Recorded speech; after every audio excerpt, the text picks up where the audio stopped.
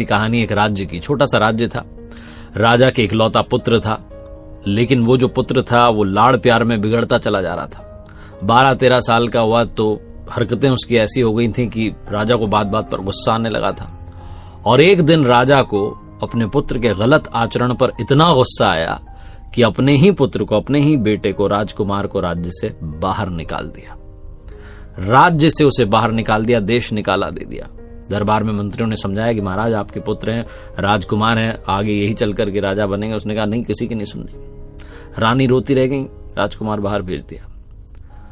अब समय के साथ जब राजा बूढ़ा हुआ और उसे लगा कि वाकई में राज्य को अब राजा देना होगा, तो उसने अपने मंत्रियों को बुलाया और कहा कि देखो, सैनिकों को लेकर के जाओ और मेरे बेटे को ढूंढ करके लाओ।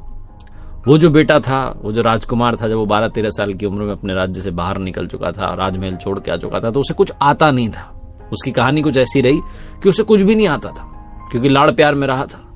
तो क्या करे, कहीं उसे काम भी नहीं मिल पाया, तो वो बस भीख मांगने का काम करता था। ये जो साल बीते थे, इनमें उम्र के साथ साथ थोड़ा सा जो है उसका शरीर भी बेढंग हो चुका था। फटे पुराने कपड़े पहनकर रहता था, बाल बढ़ चुके थे, दाढ़ी बढ़ चुकी थी, बहुत बुरे हाल में था, धूल में सना हुआ रहता था, सुध नहीं रहती थी कि कौन है क्या है। इधर जो राजा ने अपने मंत्रियों को भेजा था सैनिकों के साथ में, तो वो ढूंढ रहे थे उस राजकुमार को कि कहीं मिल जाए। और आप देखिए, प्रभु की कृपा ऐसी हुई कि एक नगर के चौराहे पर वो भीख मांग रहा था, रोज की तरह। दोपहर का समय था और उस राजा के जो मंत्री थे वो सैनिकों के साथ घोड़े पर बैठे हुए वहां से निकले और उन्होंने देखा कि ये देखा देखा सा लग रहा है, आंखें मिल गई। और जहां आंखें मिल गई तो मंत्री ने सैनिकों से कहा, रुक जाओ, लेके आओ इसको।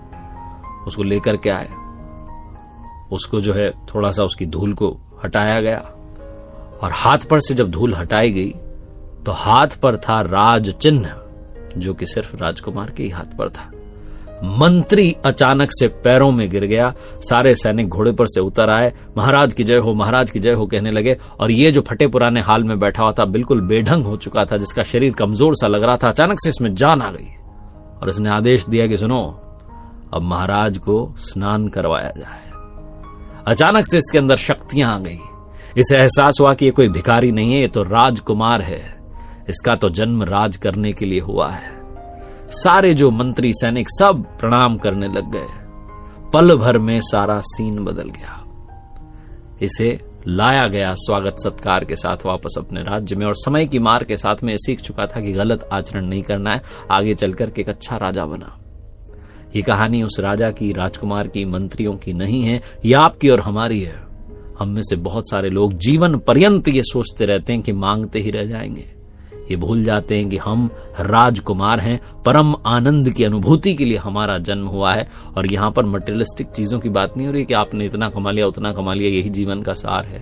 परम आनंद से मेरा मतलब है कि मोक्ष प्राप्ति, निर्वाणा जिसे कहा गया है। जब आप उसकी भक्ति के रस में डूब जाएंगे तो आपको समझ में आएगा कि ये दुनिया के जो क्षणिक अनुभव हैं, जो क्षणिक सुख हैं, ये किसी काम के नहीं है, क्योंकि असली आनंद तो वही आनंद है जब प्रभु की भक्ति में आप डूब जाएं। जिस भी नाम से आप उन्हें पुकारते हैं, जब आप उनसे संपर्क बैठाने लग जाएं, तब आपको अपने जीवन में आने का सही मकसद, सही उद्देश्य मालूम चलेगा और पता चलेगा कि हम मांगते रह गए थे, जबकि उसने हमें अपना राजकुमार बना करके भेजा था। एक बार फिर से वही बात जो अक्सर आपसे कहता हूं, ऊपर वाले के आशीर्वाद, अपनी मेहनत, अपनों के प्यार के साथ कर दिखाओ जैसा कि दुनिया करना चाहे आपके जैसा।